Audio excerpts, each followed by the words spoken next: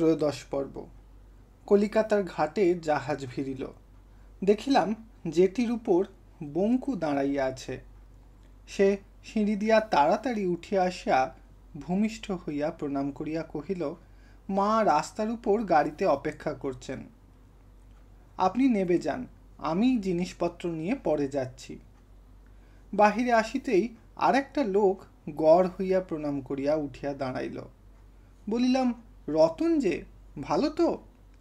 রতন একগাল হাসিয়া কহিল, আপনার আশীর্বাদে। আসুন বলিয়া পথ দেখাইয়া গাড়ির কাছে আনিয়া দরজা খুলিয়া দিল।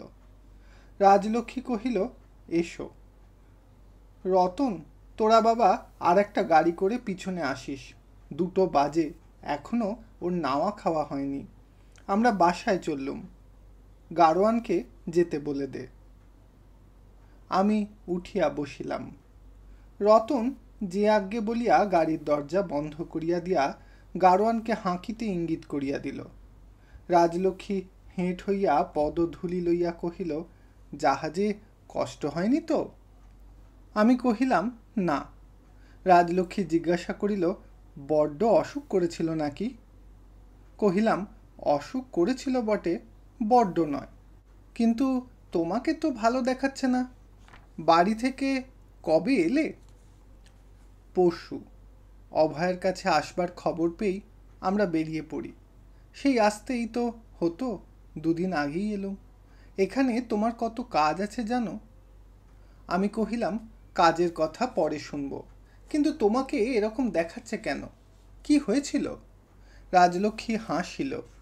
এই হাসি যে কতদিন দেখি নাই, তাহা এই হাসিটি দেখিয়াই শুধু আজ মনে পড়িল।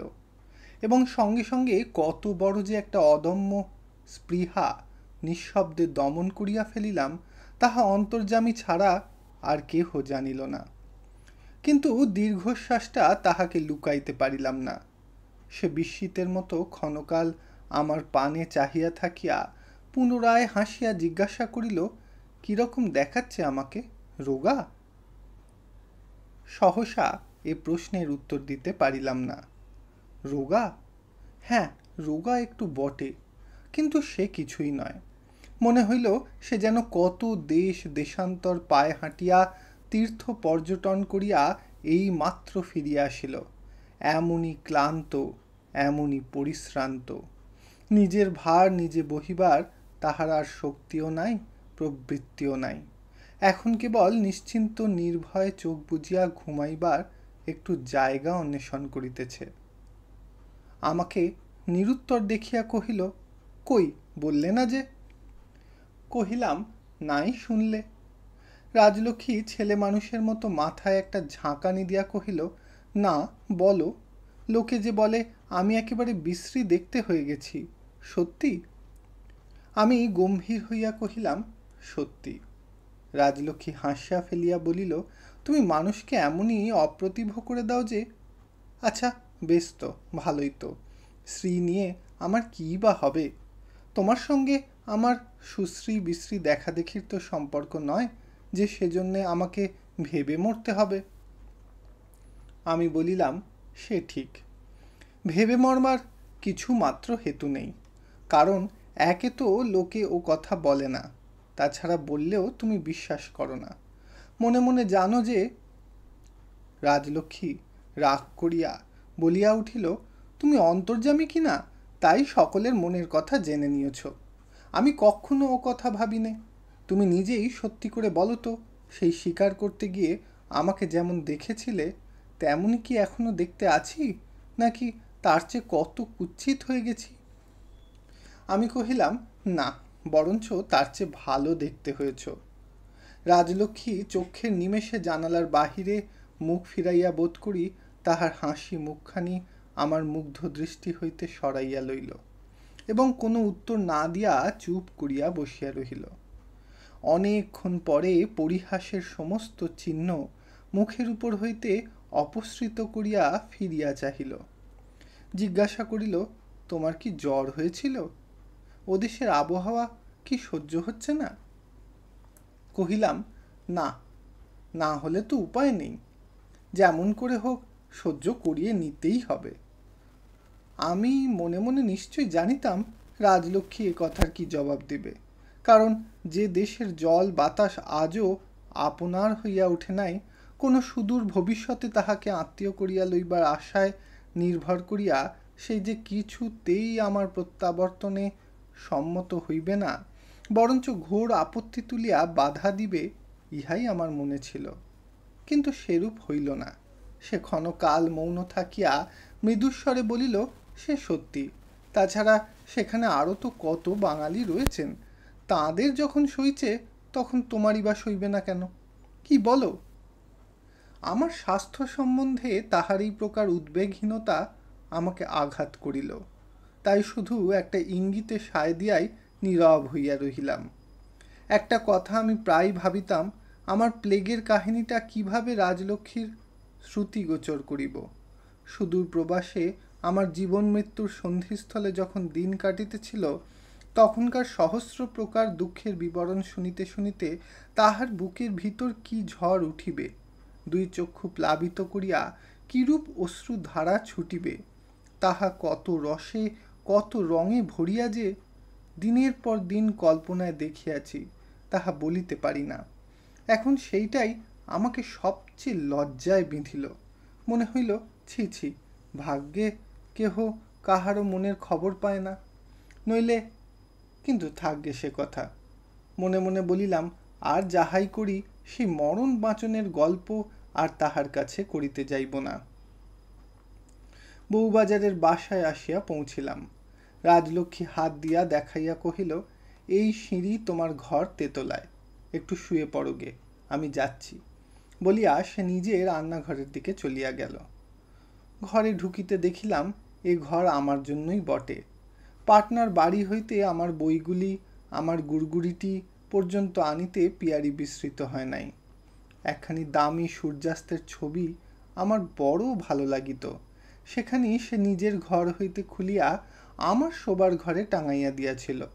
সেই ছবিটি পর্যন্ত সে কলিকাতায় সঙ্গে আনিয়াছে এবং ঠিক তেমনি করিয়া দেওয়ালে ঝুলাইয়া দিয়াছে। আমার লিখিবার সাজ সরঞ্জাম, আমার কাপড়, আমার সেই লাল মখমলের চটি জুতাটি পর্যন্ত ঠিক তেমনি সযত্নে সাজানো রহিয়াছে।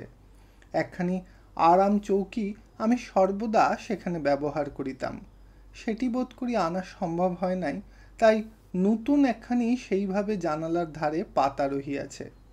ধীরে ধীরে তাহারই উপরে গিয়া চোখ বুজিয়া শুইয়া পড়িলাম। মনে হইল যেন ভাটার নদীতে আবার জোয়ারের জলোচ্ছ্বাসের শব্দ মোহনার কাছে শোনা যাইতেছে।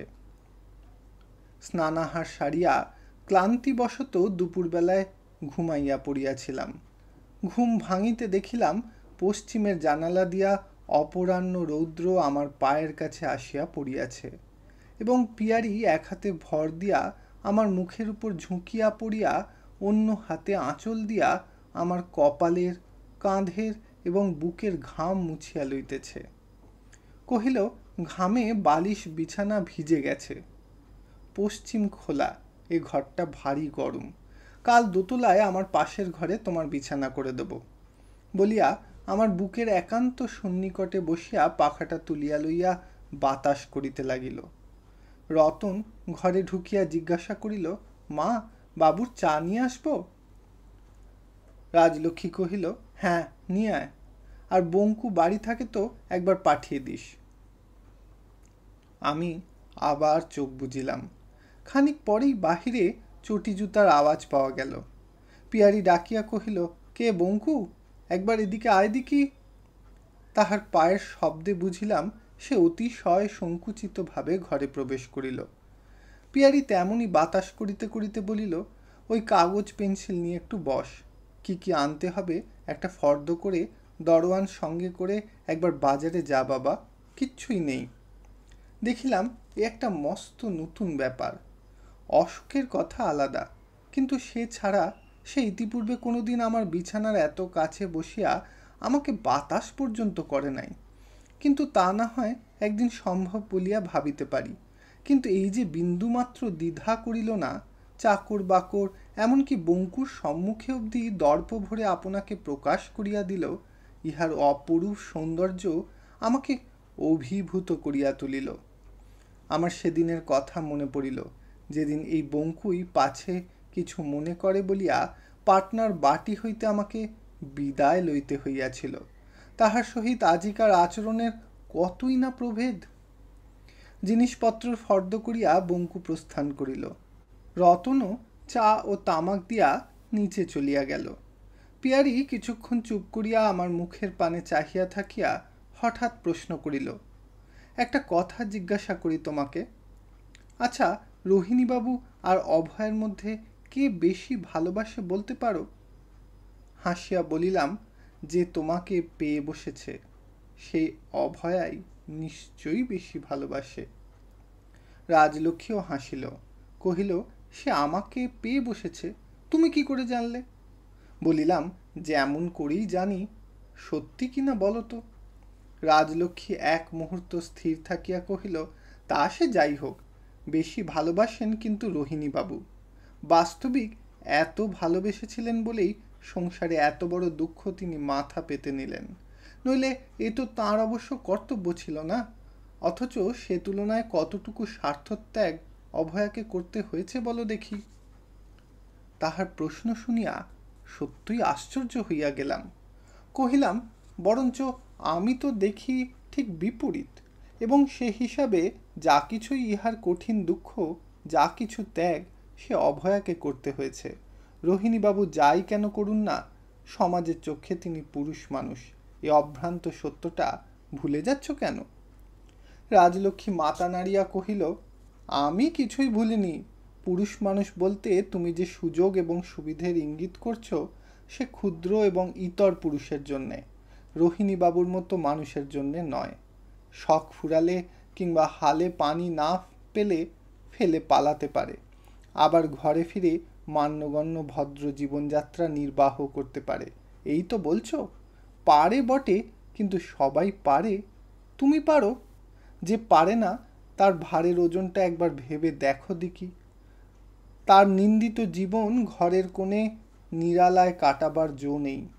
তাকে সংসারের মাঝখানে দ্বন্দ্ব যুদ্ধে নেমে আসতে হবে। অবিচার ও অপযশের বোঝা একাকী নিঃশব্দে বইতে হবে। তার একান্ত স্নেহের পাত্রী, তার ভাবী সন্তানের জননীকে বিরুদ্ধ সমাজের সমস্ত অমর্যাদা ও অকল্যাণ থেকে বাঁচিয়ে রাখতে হবে। সে কি সোজা দুঃখ তুমি মনে করো? আবার সকলের চেয়ে বড় দুঃখ এই যে, সে যে অনায়াসে এই দুঃখের বোঝা নামিয়ে দিয়ে সরে যেতে পারে। তারই সর্বনেশে বিকট প্রলোভন থেকে অহোরাত্র আপনাকে আপনি বাঁচিয়ে চলার গুরু ভারও তাকেই বয়ে বেড়াতে হবে। দুঃখের মানদণ্ডে এই আত্মোৎসর্গের সঙ্গে ওজন সমান রাখতে যে প্রেমের দরকার, পুরুষ মানুষে আপনার ভিতর থেকে যদি বার করতে না পারে, তো কোনো মেয়ে মানুষেরই সাধ্য নয় তা পূর্ণ করে দেয়। কথাটা এদিক হইতে কোনো দিন এমন করিয়া ভাবি নাই।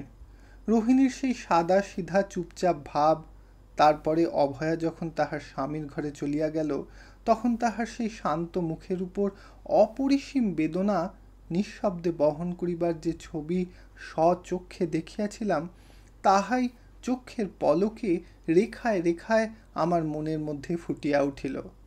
কিন্তু মুখে বলিলাম, চিঠিতে কিন্তু একা অভয়ার উদ্দেশ্যেই পুষ্পাঞ্জলি পাঠিয়েছিলে। রাজলক্ষ্মী কহিল, তার প্রাপ্য আজও তাঁকে দিই। কেননা আমার বিশ্বাস, যা কিছু পাপ, যা কিছু অপরাধ, সে তার অন্তরের তেজে দগ্ধ হয়ে তাকে শুদ্ধ নির্মল করে দিয়েছে। তা নইলে তো আজ তিনি নিতান্ত সাধারণ স্ত্রীলোকের মতোই তুচ্ছ, হীন হয়ে যেতেন।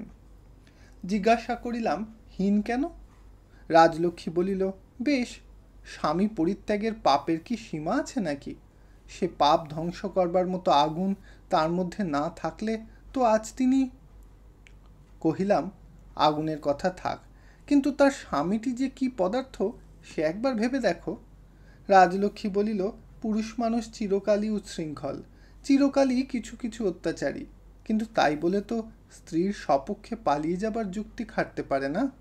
মেয়ে মানুষকে সহ্য করতেই হয়, নইলে তো সংসার চলতে পারে না। কথা শুনিয়া আমার সমস্তই গোলমাল হইয়া গেল। মনে মনে কহিলাম, মেয়ে মানুষের সেই সনাতন দাসত্বের সংস্কার।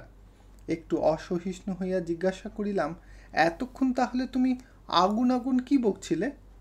রাজলক্ষ্মী সহাস্য মুখে কহিল, কি বকছিলাম শুনবে? আজই ঘণ্টা 2 পূর্বে পাটনার ঠিকানায় লেখা অভয়ার চিঠি পেয়েছি। আগুনটা কি জানো? সেদিন প্লেগ বলে যখন তার সবে পাতা সুখের ঘরকন্যার দোরগোড়ায় এসে দাঁড়িয়েছিলে, তখন যে বস্তুটি নির্ভয়ে নির্বিচারে তোমাকে ভিতরে ডেকে নিয়েছিল, আমি তাহাকেই বলছি তার আগুন। তখন সুখের খেয়াল আর তাতে ছিল না। কর্তব্য বলে বুঝলে যে তেজ মানুষকে সুমুখের দিকেই ঠেলে, দ্বিধায় পিছুতে দেয় না, আমি তাকেই এতক্ষণ আগুন আগুন বলে বকে মরছিলাম। আগুনের আর এক নাম সর্বভুক, জানো না? সে সুখ দুঃখ দুই টেনে নেয়, তার বাজবিচার নেই। তিনি আর একটা কথা কি লিখেছেন জানো? তিনি রোহিণীবাবুকে সার্থক করে তুলতে চান, কারণ তার বিশ্বাস নিজের জীবনের সার্থকতার ভিতর দিয়াই শুধু সংসারের অপরের জীবনের সার্থকতা পৌঁছাতে পারে। আর ব্যর্থ হতে শুধু একটা জীবন একাকী ব্যর্থ হয় না, সে আরও অনেকগুলা জীবনকে নানা দিক দিয়ে নিষ্ফল করে দিয়ে তবে যায়। খুব সত্যি না? বলিয়া সে হঠাৎ একটা দীর্ঘশ্বাস ফেলিয়া চুপ করিল। তারপরে দুজনে অনেকক্ষণ পর্যন্ত মৌন হইয়া রহিলাম। বোধ করি সে কথার অভাবেই এখন আমার মাথার মধ্যে আঙুল দিয়া রুক্ষ চুলগুলা নিরর্থক চিরিয়া চিরিয়া বিপর্যস্ত করিয়া তুলিতে লাগিল। তাহার এ আচরণও একেবারে নতুন। সহসা কহিল, তিনি খুব শিক্ষিতা, তাই না? নইলে এত তেজ হয় না। বলিলাম, হ্যাঁ, যথার্থই তিনি শিক্ষিতা রমণী। রাজলক্ষ্মী কহিল, কিন্তু একটা কথা তিনি আমাকে লুকিয়েছেন। তার মা হবার লোভটা কিন্তু চিঠির মধ্যে বরাবর চাপা দিতে গেছেন। বলিলাম, এই লোভ তার আছে নাকি? কই, আমি তো শুনিনি। রাজলক্ষ্মী বলিয়া উঠিল, বাহ, এই লোভ আবার কোন মেয়ে মানুষের নেই? কিন্তু তাই বলে বুঝি পুরুষ মানুষের কাছে বলে বেড়াতে হবে? তুমি তো বেশ। কহিলাম, তাহলে তোমারও আছে নাকি? যাও, বলিয়া সে অকস্মাৎ লজ্জায় রাঙা হইয়া উঠিল এবং পরক্ষণেই সেই আরক্ত মুখ লুকাইবার জন্য শয্যার উপর ঝুঁকিয়া পড়িল। তখন অস্তন্মুখ সূর্যরশ্মি পশ্চিমের খোলা জানালা দিয়া ভিতরে প্রবেশ করিয়াছিল। সেই আরক্ত আভা তাহার মেঘের মতো কালো চুলের উপর অপরূপ শোভায় ছড়াইয়া পড়িল এবং কানের হীরার দুল দুটিতে নানা বর্ণের দুটি ঝিকমিক করিয়া খেলা করিয়া ফিরিতে লাগিল।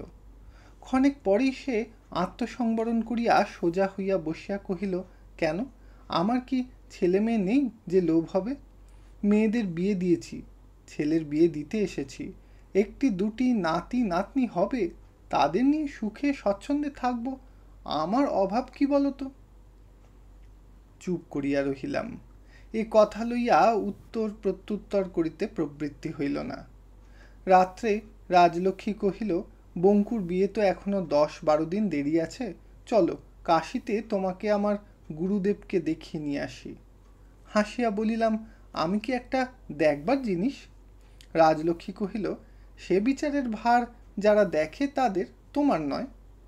কহিলাম, তাও যদি হয়, কিন্তু এতে আমারই বা লাভ কি? তোমার গুরুদেবেরই বা লাভ কি? রাজলক্ষ্মী গম্ভীর হইয়া বলিল, লাভ তোমাদের নয়, লাভ আমার। না হয় শুধু আমার জন্যই চলো। সুতরাং সম্মত হইলাম। সম্মুখে একটা দীর্ঘকালব্যাপী অকাল থাকায় এই সময়টায় চারিদিকে যেন বিবাহের বন্যা নামিয়াছিল। যখন তখন ব্যান্ডের কর্নেট এবং ব্যাকপাইপের বাঁশি বিবিধ প্রকারের বাদ্যভাণ্ড সহযোগে মানুষকে পাগল করিয়া তুলিবার জোগাড় করিয়াছিল। আমাদের স্টেশন যাত্রার পথেও এমনই কয়েকটা উন্মত্ত শব্দের ঝড় প্রচণ্ড বেগে বহিয়া গেল। তেজটা একটু কমিয়া আসিলে রাজলক্ষ্মী সহসা প্রশ্ন করিল, আচ্ছা, তোমার মতেই যদি সবাই চলে, তাহলে তো গরিবদের আর বিয়ে করাও হয় না, ঘর সংসার করাও চলে না, তাহলে সৃষ্টি থাকে কি করে? তাহার অসামান্য গাম্ভীর্য দেখিয়া হাসিয়া ফেলিলাম। বলিলাম, সৃষ্টি রক্ষার জন্যে তোমার কিছুমাত্র দুশ্চিন্তার আবশ্যক নাই, কারণ আমার মতে চলবার লোক পৃথিবীতে বেশি নেই, অন্তত আমাদের এদেশে তো নেই বললেই চলে। রাজলক্ষ্মী কহিল, না থাকাই তো ভালো। বড়লোকেরাই শুধু মানুষ, আর গরিব বলে কি তারা সংসারে ভেসে এসেছে? তাদের ছেলেপুলে নিয়ে ঘরকন্যার স্বাদ আহ্লাদ নেই? কহিলাম, স্বাদ আহ্লাদ থাকলেই যে তাকে প্রশ্রয় দিতে হবে তার কি কোনো অর্থ আছে? রাজলক্ষ্মী জিজ্ঞাসা করিল, কেন নাই, আমাকে বুঝিয়ে দাও। একটু চুপ করিয়া থাকিয়া বলিলাম, দরিদ্র নির্বিশেষেই আমার এ মত নয়। আমার মত শুধু দরিদ্র ভদ্র গৃহস্থদের সম্বন্ধেই। তার কারণও তুমি জানো বলেই আমার বিশ্বাস। রাজলক্ষ্মী জিদের স্বরে কহিল, তোমার ও মত ভুল। আমারও কেমন জিদ চাপিয়া গেল। বলিয়া ফেলিলাম, হাজার ভুল হলেও তোমার মুখে সে কথা শোভা পায় না। বঙ্কুর বাপ যখন তোমাদের দু বোনকেই একসঙ্গে মাত্র ৭২টি টাকার লোভে বিয়ে করেছিল, সেদিন এখনো এত পুরনো হয়নি যে তোমার মনে নেই। তবে নাকি সে লোকটার নেহাত পেশা বলেই রক্ষে। নইলে ধরো, যদি সে তোমাকে তার ঘরে নিয়ে যেত, তোমার দুটি একটি ছেলেপুলে হতো, একবার ভেবে দেখো দেখি অবস্থাটা। রাজলক্ষ্মীর চোখের দৃষ্টিতে কলহ ঘনাইয়া উঠিল। কহিল, ভগবান যাদের পাঠাতেন তাদের তিনিই দেখতেন। তুমি নাস্তিক বলেই কেবল বিশ্বাস করো না। আমিও জবাব দিলাম, আমি নাস্তিক হই যা হই, আস্তিকের ভগবানের দরকার কি শুধু এই জন্য, এইসব ছেলে মানুষ করতে? রাজলক্ষ্মী ক্রুদ্ধ কণ্ঠে কহিল, না হয় তিনি নাই দেখতেন, কিন্তু তোমার মতো আমি অত ভীতু নই। আমি দৌড় দৌড় ভিক্ষে করেও তাদের মানুষ করতুম। আর যাই হোক, বাউন্ডুলি হওয়ার চেয়ে সে আমার ঢের ভালো হতো। আমি আর তর্ক করিলাম না। আলোচনাটা নিতান্ত ব্যক্তিগত এবং অপ্রিয় ধারায় নামিয়া আসিয়াছিল বলিয়া জানালার বাহিরে রাস্তার দিকে চাহিয়া নিরুত্তরে বসিয়া রহিলাম। আমাদের গাড়ি ক্রমশ সরকারি এবং বেসরকারি অফিস কোয়ার্টার ছাড়াইয়া অনেক দূরে আসিয়া পড়িল। সেদিনটা ছিল শনিবার। বেলা ২টার পর অধিকাংশ অফিসে কেরানি ছুটি পাইয়া ২:৩০ ট্রেন ধরিতে দ্রুত বেগে চলিয়া আসিতেছিল। প্রায় সকলের হাতেই কিছু না কিছু খাদ্য সামগ্রী, কাহারো হাতে ২টা বড় চিংড়ি, কাহারো রুমালে বাঁধা একটু পাঁঠার মাংস, কাহারো হাতে পাড়াগাঁয়ের দুষ্প্রাপ্য কিছু কিছু তরিতরকারি এবং ফলমূল। ৭ দিনের পরে গৃহে পৌঁছিয়া উৎসুক ছেলেমেয়ের মুখে একটু আনন্দের হাসি দেখিতে প্রায় সকলেই সামর্থ্য মতো অল্প স্বল্প মিষ্টান্ন কিনিয়া চাদরের খুঁটে বাঁধিয়া ছুটিতেছে। প্রত্যেকেরই মুখের উপর আনন্দ ও ট্রেন ধরিবার উৎকণ্ঠা একসঙ্গে এমনই পরিস্ফুট হইয়া উঠিয়াছে যে রাজলক্ষ্মী আমার হাতটা টানিয়া অত্যন্ত কৌতূহলী হইয়া জিজ্ঞাসা করিল, হ্যাঁ গা, কেন এরা সব এমনভাবে স্টেশনের দিকে ছুটছেন? আজ কি? আমি ফিরিয়া চাহিয়া কহিলাম, আজ শনিবার, এরা সব অফিসের কেরানি, রবিবারের ছুটিতে বাড়ি যাচ্ছেন। রাজলক্ষ্মী ঘাড় নাড়িয়া কহিল, হ্যাঁ তাই বটে। আর দেখো, সবাই একটা না একটা কিছু খাবার জিনিস নিয়ে যাচ্ছেন। পাড়াগাঁয়ে তো এসব পাওয়া যায় না, তাই বোধ হয় ছেলে মেয়েদের হাতে দেবার জন্যে কিনে নিয়ে যাচ্ছেন, তাই না? আমি কহিলাম, হ্যাঁ। তাহার কল্পনা দ্রুত বেগে চলিয়াছিল, তাই তৎক্ষণাৎ কহিল, আহ, ছেলে মেয়েগুলোর আজ কি ফুর্তি! কেউ চেঁচামেচি করবে, কেউ গলা জড়িয়ে বাপের কোলে উঠতে চাইবে, কেউ মাকে খবর দিতে রান্নাঘরে দৌড়বে। বাড়িতে বাড়িতে আজ যেন একটা কাণ্ড বেঁধে যাবে, তাই না? বলিতে বলিতেই তাহার সমস্ত মুখ উজ্জ্বল হইয়া উঠিল। আমি সায় দিয়া বলিলাম, খুব সম্ভব বটে। রাজলক্ষ্মী গাড়ির জানালা দিয়া আবার কিছুক্ষণ তাহাদের প্রতি চাহিয়া থাকিয়া হঠাৎ ফোঁস করিয়া একটা নিঃশ্বাস ফেলিয়া বলিল, হ্যাঁ গা, এদের মাইনে কত? বলিলাম, কেরানির মাইনে আর কত হয়, ২৫, ৩০, ২০ এমনই হবে। রাজলক্ষ্মী কহিল, কিন্তু বাড়িতে তো এদের মা আছেন, ভাই বোন আছে, স্ত্রী আছে, ছেলে পুলে আছে। আমি যোগ করিয়া দিলাম, ২-১টি বিধবা বোন আছে, কাজকর্ম, লোক লৌকিকতা, ভদ্রতা আছে, কলিকাতার বাসা খরচ আছে, অবিচ্ছিন্ন রোগের খরচ। বাঙালি কেরানি জীবনের সমস্তই নির্ভর করে এই 30টি টাকার উপর। রাজলক্ষ্মীর যেন দম আটকাইয়া আসিতেছিল। সে এমনই ব্যাকুল হইয়া বলিয়া উঠিল, তুমি জানো না, এদের বাড়িতে সব বিষয় আশয় আছে। নিশ্চয়ই আছে। তাহার মুখ দেখিয়া তাহাকে নিরাশ করিতে আমার বেদনা বোধ হইল। তথাপি বলিলাম, এদের ঘরকন্যার ইতিহাস আমি ঘনিষ্ঠভাবেই জানি। আমি নিঃসংশয় জানি এদের 14 আনা লোকের কিচ্ছু নেই। চাকরি গেলে হয় ভিক্ষা, না হয় সমস্ত পরিবারের সঙ্গে উপোস করতে হয়। এদের ছেলে মেয়েদের কথা শুনবে? রাজলক্ষ্মী অকস্মাৎ 2 হাত তুলিয়া চেঁচাইয়া উঠিল, না না, শুনবো না, আমি চাই নে শুনতে। সে যে প্রাণপণে অশ্রু সংবরণ করিয়াছে সে তাহার চোখের প্রতি চাহিবা মাত্রই টের পাইলাম। তাই আর কিছু না বলিয়া পুনরায় পথের দিকে মুখ ফিরাইলাম। অনেকক্ষণ পর্যন্ত আর তাহার সারা শব্দ পাইলাম না। এতক্ষণ অবধি বোধ করি সে নিজের সঙ্গে ওকালতি করিয়া শেষে নিজের কৌতূহলের কাছে পরাজয় মানিয়া আমার জামার খুঁটি ধরিয়া টানিল। ফিরিয়া চাহিতেই সে করুণ কণ্ঠে কহিল, আচ্ছা বলো ওদের ছেলেপুলের কথা, কিন্তু তোমার 2টি পায়ে পড়ি, মিছি মিছি বাড়িয়ে বলো না, দোহাই তোমার। তাহার মিনতি করার ভঙ্গি দেখিয়া আমার হাসি পাইল, কিন্তু হাসিলাম না, বরঞ্চ কিঞ্চিত অতিরিক্ত গাম্ভীর্যের সহিত বলিলাম, বাড়িয়ে বলা তো দূরের কথা, তুমি জিজ্ঞাসা করা সত্ত্বেও তোমাকে শোনাতাম না, যদি না তুমি একটু আগে নিজের সম্বন্ধে ভিক্ষা করে ছেলে মানুষ করার কথা বলতে। ভগবান যাদের পাঠান তিনিই তাদের সুব্যবস্থার ভার নেন, এ একটা কথা বটে। অস্বীকার করলে নাস্তিক বলে হয়তো আবার আমাকে গালমন্দ করবে, কিন্তু সন্তানের দায়িত্ব বাপ মায়ের উপর কতটা আর ভগবানের উপর কতটা, এ 2 সমস্যার মীমাংসা তুমি নিজেই করো। আমি যা জানি তাই শুধু বলবো, কেমন? সে নীরবে আমার দিকে জিজ্ঞাসু মুখে চাহিয়া আছে দেখিয়া কহিলাম, ছেলে জন্মালে তাকে কিছুদিন বুকের দুধ দিয়ে বাঁচিয়ে রাখার দায়িত্ব তার মায়ের উপরই থাকে বলে আমার মনে হয়। ভগবানের উপর আমার অচলা ভক্তি, তার দয়ার প্রতিও আমার অন্ধ বিশ্বাস, কিন্তু তবুও মায়ের বদলে তার নিজের এই ভারটা নেবার উপায় আছে কি না? রাজলক্ষ্মী রাগ করিয়া হাসিয়া ফেলিয়া বলিল, দেখো চালাকি করো না, সে আমি জানি। জানো? যাক, তাহলে একটা জটিল সমস্যার মীমাংসা হলো। কিন্তু 30 টাকা ঘরের জননীর দুধের উৎস শুকিয়ে আসতে কেন যে বিলম্ব হয় না, সে জানতে হলে কোন 30 টাকা ঘরের প্রসূতির আহারের সময় উপস্থিত থাকা আবশ্যক। কিন্তু সে যখন পারবে না, তখন এক্ষেত্রে আমার কথাটা না হয় মেনেই নাও। রাজলক্ষ্মী ম্লান মুখে নিঃশব্দে চাহিয়া রহিল। আমি বলিলাম, পাড়াগাঁয়ে যে গোদুগ্ধের একান্ত অভাব, এই কথাটাও তোমাকে মেনে নিতে হবে। রাজলক্ষ্মী তাড়াতাড়ি কহিল, এ আমি নিজেও জানি।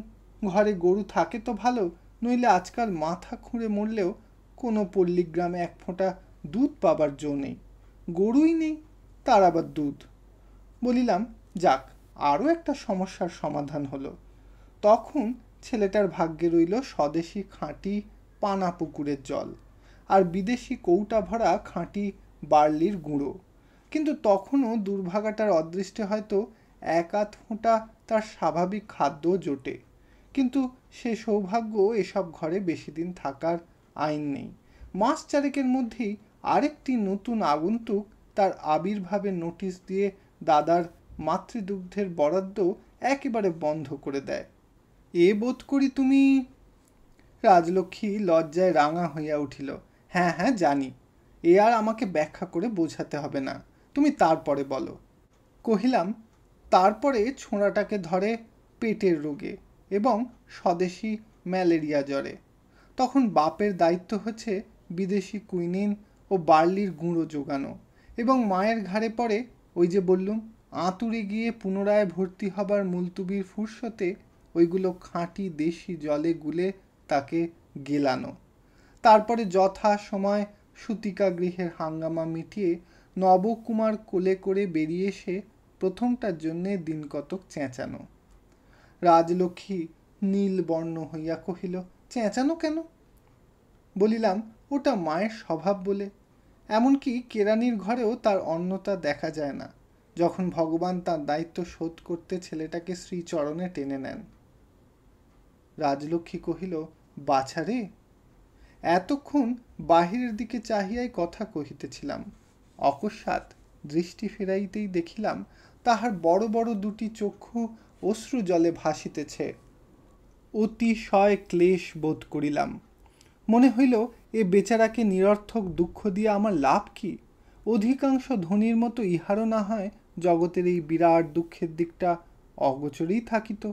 বাংলার ক্ষুদ্র চাকুরিজীবী প্রকাণ্ড দরিদ্র গৃহস্থ পরিবার যে শুধু খাদ্যাভাবেই ম্যালেরিয়া, ওলা ওঠা প্রভৃতি উপলক্ষ করিয়া প্রতিদিন শূন্য হইয়া যাইতেছে, অন্যান্য বড়লোকের মতো এও না হয় এ কথাটা নাই জানিত। কি এমন তাহাতে বেশি ক্ষতি হইত? ঠিক এমনই সময় রাজলক্ষ্মী চোখ মুছিতে মুছিতে অবরুদ্ধ স্বরে হঠাৎ বলিয়া উঠিল, হোক কেরানি, তবু তারা তোমার চেয়ে ঢের ভালো। তুমি তো পাষাণ, তোমার নিজের কোনো দুঃখ নেই বলে এদের দুঃখ কষ্ট এমন আহ্লাদ করে বর্ণনা করছো। আমার কিন্তু বুক ফেটে যাচ্ছে। বলিয়া সে অঞ্চলে ঘন ঘন চোখ মুছিতে লাগিল। ইহার প্রতিবাদ করিলাম না, কারণ তাহাতে লাভ হইত না। বরঞ্চ সবিনয় কহিলাম, এদের সুখের ভাগটাও তো আমার কপালে জোটে না। বাড়ি পৌঁছিতে এদের আগ্রহটাও ভেবে দেখবার বিষয়। রাজলক্ষ্মীর মুখ হাসি ও কান্নায় মুহূর্তেই দীপ্ত হইয়া উঠিল। কহিল, আমিও তো তাই বলছি। আজ বাবা আসছে বলে ছেলেপুলেরা সব পথ চেয়ে আছে। কিসের কষ্ট? ওদের মাইনে হয়তো কম, তেমনি বাবুয়ানিও কম, কিন্তু তাই বলে কি 25-30 টাকা এত কম? কখনো নয়, অন্তত 100-150 টাকা, আমি নিশ্চয়ই বলছি। বলিলাম, হতেও পারে, আমি হয়তো ঠিক জানি নে। উৎসাহ পাইয়া রাজলক্ষ্মীর লোভ বাড়িয়া গেল। অতিশয় ক্ষুদ্র কেরানির জন্য মাসে 150 টাকা মাহিনা তাহার মনঃপূত হইল না। কহিল, শুধু কি ওই মাইনেতেই ওদের ভরসা তুমি মনে করো? সবাই উপরিও কত পান। কহিলাম, উপরিটা কি? পেলা? আর সে কথা কহিল না, মুখ ভার করিয়া রাস্তার দিকে চাহিয়া বসিয়া রহিল। খানিক পরে বাহিরের দিকে চোখ রাখিয়া বলিল, তোমাকে যতই দেখছি ততই তোমার উপর থেকে আমার মন চলে যাচ্ছে। তুমি ছাড়া আর আমার গতি নেই জানো বলেই আমাকে তুমি এমন করে বেঁধো। এতদিনের পরে আজ বোধ করি প্রথম তাহার হাত দুটি জোর করিয়া নিজের হাতের মধ্যে টানিয়া লইলাম। তাহার মুখের পানে চাহিয়া কি যেন একটা বলিতেও চাহিলাম, কিন্তু গাড়ি আসিয়া স্টেশনের ধারে দাঁড়াইল। একটা স্বতন্ত্র গাড়ি রিজার্ভ থাকা সত্ত্বেও বঙ্কু কিছু কিছু জিনিসপত্র লইয়া পূর্বাহ্নেই আসিয়াছিল। সে রতনকে কোচ বাক্সে দেখিতে পাইয়া ছুটিয়া আসিয়া দাঁড়াইল। হাত ছাড়িয়া দিয়া সোজা হইয়া বসিলাম। যে কথাটা মুখে আসিয়া পড়িয়াছিল আবার তাহা নীরবে অন্তরের ভিতরে গিয়া লুকাইল। 2:30টার লোকাল ছাড়ে ছাড়ে, আমাদের ট্রেন পরে। এমন সময় একটি প্রৌঢ় গোছের দরিদ্র ভদ্রলোক এক হাতে নানা জাতীয় তরিতরকারির পুঁটুলি এবং অন্য হাতে দাঁড় শুদ্ধ একটি মাটির পাখি লইয়া শুধু প্ল্যাটফর্মের প্রতি লক্ষ্য রাখিয়া দিক বিদিক জ্ঞান শূন্যভাবে ছুটিতে গিয়া রাজলক্ষ্মীর গায়ে আসিয়া পড়িল। মাটির পুতুল মাটিতে পড়িয়া গুঁড়া হইয়া গেল। লোকটা হায় হায় করিয়া বোধ করি কুড়াইতে যাইতেছিল। পাঁড়েজি হুঙ্কার ছাড়িয়া এক লম্ফে তাহার ঘাড় চাপিয়া ধরিল এবং বঙ্কু ছড়ি তুলিয়া বুড়ো কানা ইত্যাদি বলিয়া মারে আর কি। আমি একটু দূরে অন্য মনস্ক ছিলাম। শশব্যস্তে রণস্থলে আসিয়া পড়িলাম। লোকটি ভয় এবং লজ্জায় বারবার বলিতে লাগিল, দেখতে পাইনি। আমার ভারী অন্যায় হয়ে গেছে। আমি তাড়াতাড়ি ছাড়াইয়া দিয়া বলিলাম, যা হবার হয়েছে, আপনি শীঘ্র যান, আপনার ট্রেন ছেড়ে দিল বলে। লোকটি তবুও তাহার পুতুলের টুকরা কয়টা কুড়াইবার জন্য বার কয়েক ইতস্তত করিয়া শেষে দৌড় দিল, কিন্তু অধিক দূর ছুটিতে হইল না। গাড়ি ছাড়িয়া দিল। তখন ফিরিয়া আসিয়া সে আর এক দফা ক্ষমা ভিক্ষা করিয়া সেই ভাঙা অংশগুলা সংগ্রহ করিতে প্রবৃত্ত হইল দেখিয়া আমি ঈষৎ হাসিয়া কহিলাম, ওতে আর কি হবে? লোকটি কহিল, কিছুই না মশাই, মেয়েটার অসুখ। গেল সোমবারে বাড়ি থেকে আসবার সময় বলে দিলে আমার জন্য একটি পাখি পুতুল কিনে এনো না। কিনতে গেলুম, বেটা গরজ বুঝে দর হাঁকলে কিনা 2 আনা, তার একটি পয়সা কম নয়। তাই সই মরি বাঁচি করে 8-8টা পয়সা ফেলে নিয়ে এলুম। কিন্তু এমনই অদৃষ্টে দেখুন না যে দোরগোড়া এনে ভেঙে গেল। রোগা মেয়েটার হাতে দিতে পারলুম না। বেটি কেঁদে বলবে, বাবা আনলে না? যা হোক টুকরোগুলো নিয়ে যাই, দেখিয়ে বলবো, মা এ মাসের মাইনেটা পেলে আগে তোর পুতুল কিনে তবে আমার অন্য কাজ। বলিয়া সমস্তগুলি কুড়াইয়া সযত্নে চাদরের খুঁটে বাঁধিয়া কহিল, আপনার স্ত্রীর বোধ হয় বড্ড লেগেছে, আমি দেখতে পাইনি। লোকসানকে লোকসানও হলো, গাড়িটাও পেলুম না। পেলে তবুও রোগা মেয়েটাকে 8 ঘন্টা আগে গিয়ে দেখতে পেতুম। বলিতে বলিতে ভদ্রলোকটি পুনরায় প্ল্যাটফর্মের দিকে প্রস্থান করিল। বঙ্কু পাঁড়েজিকে লইয়া কি একটা প্রয়োজনে অন্যত্র চলিয়া গেল। আমি হঠাৎ ফিরিয়া চাহিয়া দেখি শ্রাবণের ধারার মতো রাজলক্ষ্মীর 2 চক্ষু অশ্রুজলে ভাসিয়া যাইতেছে। ব্যস্ত হইয়া কাছে গিয়া জিজ্ঞাসা করিলাম, খুব লেগেছে নাকি? কোথায় লাগলো? রাজলক্ষ্মী আঁচলে চোখ মুছিয়া চুপি চুপি কহিল, হ্যাঁ খুবই লেগেছে, কিন্তু সে এমন জায়গায় যে তোমার মতো পাষাণের দেখবারও জো নেই, বোঝবারও জো নেই। ইতি শ্রীকান্ত উপন্যাসের 2য় খণ্ডের 13 পর্ব সমাপ্ত হইল। ধন্যবাদ।